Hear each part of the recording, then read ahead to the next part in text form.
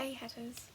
I've decided to do a video about the COVID-19 isolation period, and it'll be like a blog thing for the next few days or weeks or months, hopefully not months, about my isolation. So this will be day 1 and 2.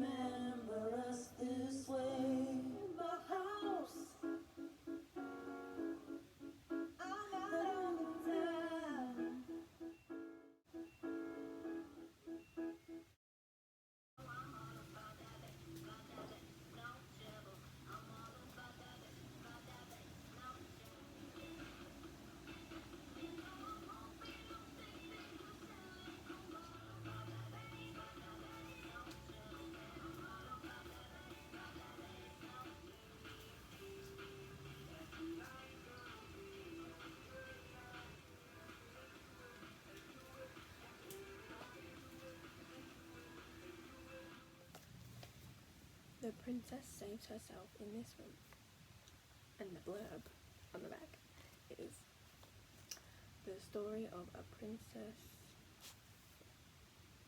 turned damsel turned queen by Amanda Lovelace. It is not very long. I read it like in a couple minutes. So it's the same, because all it is like little poeming things.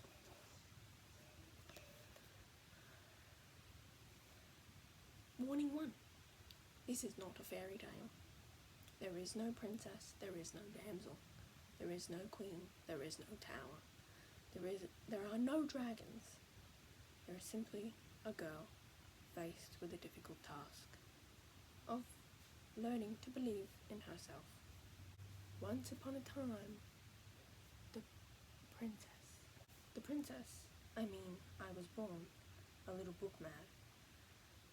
I could be found stroking the spines of my books. Yes, me, relatable. While I sat locked alone inside my bedroom. Yes. Or in isolation, this book is perfect. All the while, I hoped my books would spill their exquisite words over my lush green carpet so I could collect them one by one and savor them like berries inside my mouth. Nice. This little girl isn't listening to you. Oh, well then I might as well turn off this video. The queen, the mother, smiled as she offered a cube of sugar in her unturned palm. Sugar in your palm. Okay, rightio, we're living on rations, are we? Greedily, I accepted.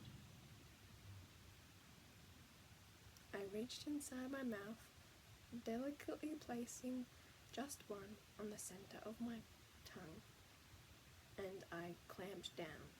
Salt. That is what abuse is.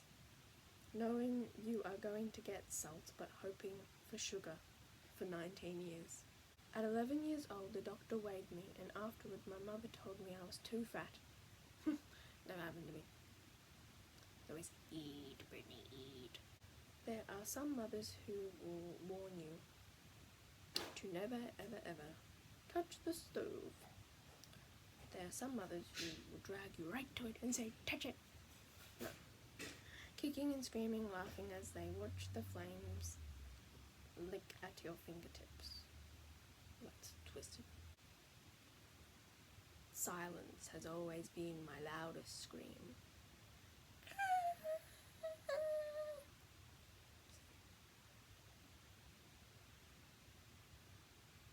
I'm louder when I'm silent.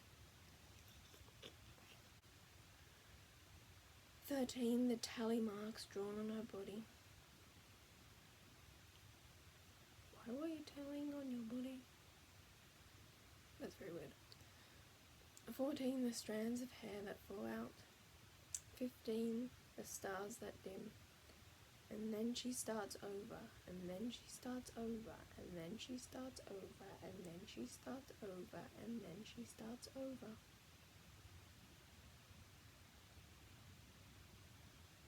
Don't get that bored while you're in isolation.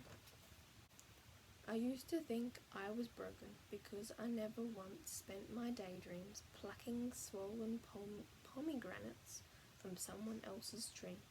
Then I learned that society is broken, not me.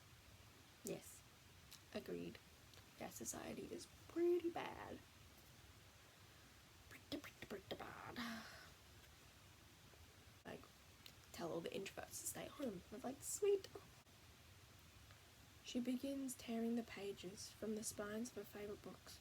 Oh my gosh, this can be her heart palpitations. And frantically stuffs wads of words into her mouth, praying it's true that you become what you eat, while she sucks the flavour of ink from the blackened fingertips. Can't I just be a paper girl with a paper life? You should read Peppy Townsend if you want to be like that. But that's a bit extreme. I wouldn't rip up my books. My books are my books. They're my your books. You may not have left many bruises on my skin, but you left a giant blackberry bruises all over my soul. I still wonder who I would have been. Yeah, I think of that. If I didn't do something or didn't make friends with that person, then I'm like, so, would I still be the same as I am today? Probably not. No YouTube channel. Think about that. No, that's bad. You love this channel, don't you, hatters? Go away, notifications. I don't care about trending electronics on Pinterest. Remember when you told me you wrote that beautiful song for me? And only me? You're only one? Well, I'm willing to bet you don't remember. You had already shown it to me, saying it was for her. Rude. Not worth it. Kick him in the bin. He's trash. I took a knife and cut off my long pretty hair, taking away the only thing he ever loved about me. Over before it began. Sounds like the Travelling Pants when Bridget, I'm not Bridget, so maybe call me Bridget. I don't understand. It's Brittany, not Bridget. I don't know. Maybe they're Brit and then nothing else. I don't know. That's another story, even though I basically told you the story. But yeah, it reminds me of the Travelling Pants of Bridget, and her beautiful hair. They only loved her for her hair. He was made of fire, I was made of ice. It's Game of Thrones again. See? Game of Thrones. So many references. See? Big bookworm. I came too close to his flame and he melted me with his embers, reducing me down to a puddle. With time, I froze over again, but I was never quite the same, a fragile, watery imitation of what I once was. Where was my fear of fire when it came to you? I hate you. The version of I love you. I have so much love to give, but no one ever wants it. A cup overfilled. Yes, I'm a very loving person. So, again, kind and loving that I'd want to give it to everyone I share. But nobody ever wants to love me. Tears rolls down the cheek. Everyone urges me to hold on to my dreams to pass the time. But what happens when your dreams are nightmares stuck on repeat? Please wake me up.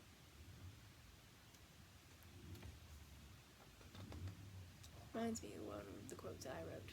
If you want to have a look at my quotes, by the way, you can check them out on Facebook or Instagram, where I post Quote Day Tuesdays. Maybe I find it so hard to believe in heaven because I don't know if there will be poetry there. legitimate concerns of a mortal. Sounds alright. Like, I used to hate poetry in like junior school and early high school. Just hated it. It's like, oh, poetry, oh, don't want to do it, oh, too hard to think, oh.